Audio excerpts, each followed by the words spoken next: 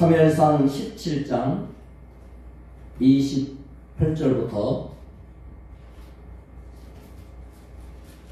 40절까지를 공독합니다. 먼저 28절부터 33절까지 읽겠습니다. 사무엘상 17장 28절로부터 33절입니다. 시작. 큰형 엘리압이 다윗이 사람들에게 하는 말을 들은지라 그가 다윗에게 노를 바라여 이르되 네가 어찌하여 이리로 내려왔느냐? 들에 있는 양들을 누구에게 맡겼느냐? 나는 내 교만과 내 마음이 완악함을 아노니 네가 전쟁을 구경하러 왔도다. 다윗이 이르되 내가 무엇을 하였나이까? 어찌 이유가 없으리까 하고 돌아서서 다른 사람을 향하여 전과 같이 말하매 백성이 전과 같이 대답하니라. 어떤 사람이 다윗이 한 말을 듣고 그것을 다윗에게 전하였으므로 사울이 다윗을 부른지라. 다윗이 사울에게 말하되 그로 말미암아 사람이 낙담하지 말 것이라. 주의 종이 가서 저 블레셋 사람과 싸우리이다 하니 사울이 다윗에게 이르되 내가 가서 저 블레셋 사람과 싸울 수 없으리니 너는 소년이요 그는 어려서부터 용사임이니라. 아멘. 자, 현실에 있는 두려움과 문제가 있죠. 그리고 하나님에 대한 믿음이 있어요. 두 개는 같이 갈 수 없죠, 사실. 현실의 두려움이 믿음을 누르든지 믿음이 두려움을 누르고 응답으로 나타나든지 둘 중 하나 아닙니까? 현실은 지금 두려움으로 가득 차 있어요. 다윗이 골리앗하고 싸우겠다고 나섰습니다. 믿음의 사람의 모습이 여기에서 보여지는데요. 믿음이 있다.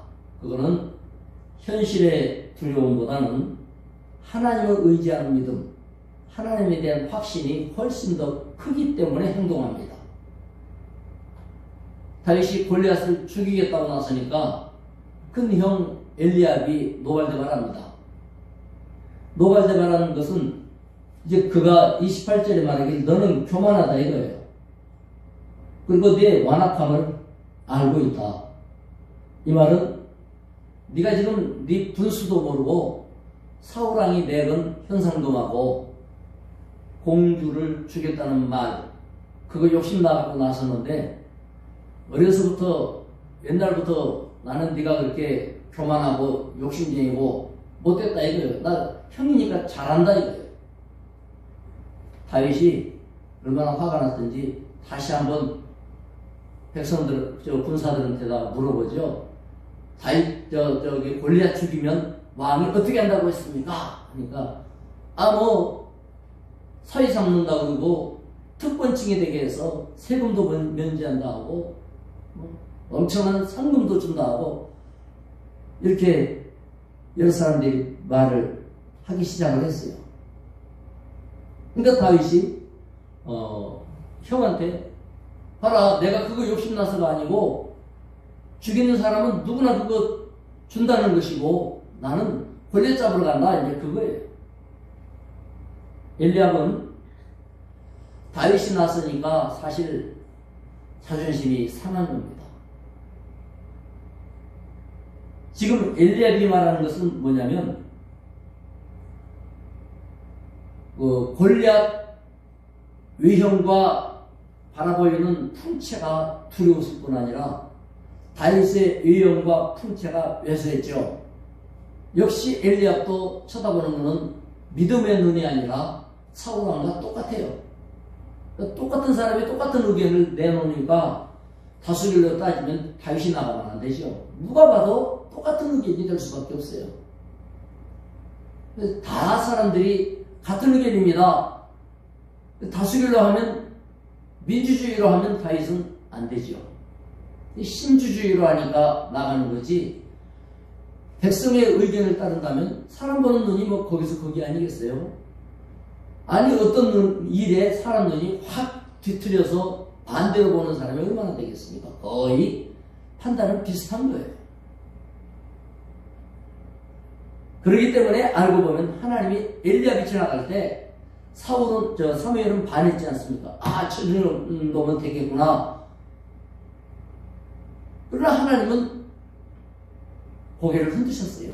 왜요? 엘리압의 이런 점 때문에 그래요. 엘리압은 외적인 판단이 명석해요. 딱 보면 판단하는 게 명석한데 그것을 믿음으로 가공해가지고 믿음으로 결정하고 이게 없어요. 현실 판단은 정확하죠. 그 다음에 이제 거기에 대한 처방이 나와야 되잖아요. 그러면 어떡할 거냐? 처방도 현실 판단과 같은 거예요. 처방이랄 게 있습니까? 아유, 그건 안 돼. 이러면 끝나는 거지. 그래서 이런 상태로서는 하나님의 일을 감당하지 못할 뿐더러 주의 능력을 드러낼 수도 없죠. 하나님이 찾는 건 그런 왕이 아니었어요.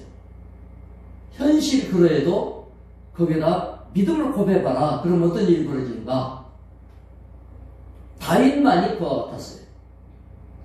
그래서 엘리압이 다윗을 만류할 때 너는 어릴 때부터도 그렇게 무모하더니 지금도 그렇구나. 어릴 때부터 뭐든지 된다고 했잖아. 넌 교만해가지고 너 자신을 몰라. 다윗의 믿음의 고백에 대해서 형은 어린 녀석이 맨날 큰 소리만 친다고 교만하다고 그렇게 생각하는 거예요. 이제 다윗이 나선 것을 사울이 보고받았어요. 사울이 만류합니다. 안 돼. 너 보니까 아주 어린 소년에 불과할 뿐 아니라 상대는 지금 거대한 장수다. 그리고 그 장수가 누군 줄 아느냐? 어릴 때부터 전국 챔피언이야.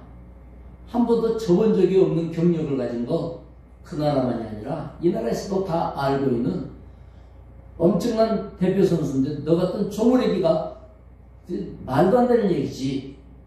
사울왕이 역시 똑같은 판단과 평가를 합니다.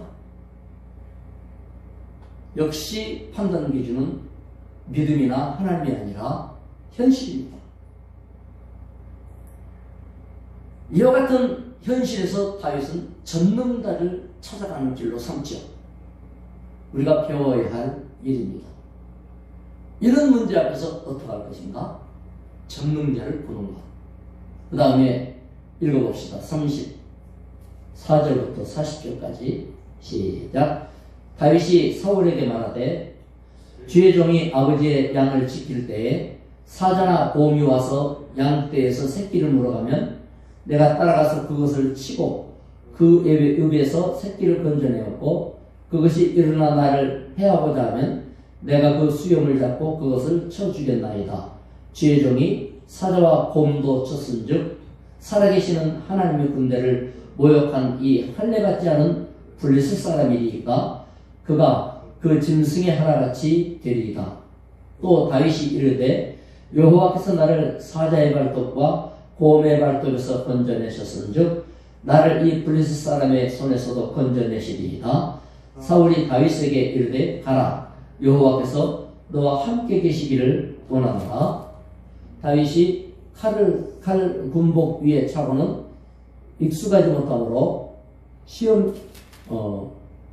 38절 이에 사울이 자기 군복을 다윗에게 입히고 노투구를 그의 머리에 씌우고 또 그에게 갑옷을 입히매 다윗이 칼을 군복 위에 차고는 익숙하지 못하므로 시험적으로 걸어보다가 사울에게 말하되 익숙하지 못하니 이것을 입고 가지 못하겠나이다 하고 곧 벗고 손에 막대기를 가지고 시내에서 매끄러운 돌 5을 골라서 자기 목자의 제구 곧 주머니에 넣고 손에 물매를 가지고 블레셋 사람에게로 나아가니라.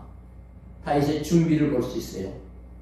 왕이 해주는 준비하고 자기가 하는 준비하고는 다르죠. 왕은 온 군사 다 하고 왕이 하는 방식의 준비를 해주는 거예요. 그래도 저 정도 싸우려면 이 정도 무장은 해야 된다. 그리고 최상급으로 해주는 거예요. 왕이 입었던 갑옷 직접 벗어주고 찾던 칼 직접 채워주고. 근데 다윗이 이걸 입고 나니까 너무 불편한 거예요. 힘이 드는 거예요. 그래서 입고 걸어가다가 안 되겠습니다 하고 이제 다 벗어버린 거 아니에요? 안전장치가 한 개도 없어요. 이제 사자한테 덤비듯 하겠다 이거예요. 사울이 경쟁자가 없는 사울에 대한 골리앗에 대한 브리핑을 쭉 하죠. 골리앗은 누구며 어떤 경력을 가졌으며 어떤 존재다. 그 말을 왜 했어요? 그거는 안 돼. 너는 안 돼. 그런 결론 내기 위해서 이제 쫙 해주는 거예요. 그때 다윗이 된다는 걸 하기 위해서 자신의 경력을 브리핑을 하죠. 1. 사자 2. 곰 3. 우리 양 하면서 다윗이 하는 얘기가 뭐예요? 물어갈 때 나는 포기한 적이 없습니다. 가서 양 새끼를 다 구했습니다. 우리가 생각할 때 다윗은 물매도 잘 던지고 하니까 사자를 팍팍 때려잡고 곰을 때려잡아가지고 뭐 쉽게 찾아왔구나. 그런데 오늘 보니까 그게 아니에요. 잡으러 갈 때 사자 입에서 곰의 입에서 양 새끼를 건져낼 때 곰과 사자가 발톱으로 다윗을 핥히고 입으로 물어 뜯으려고 했다는 거 아니에요. 그러니까 위험천만해요. 우리가 생각할 때 발톱으로 핥히고 지나가냐? 그게 아니죠. 사자와 곰의 발톱은 어떤 겁니까?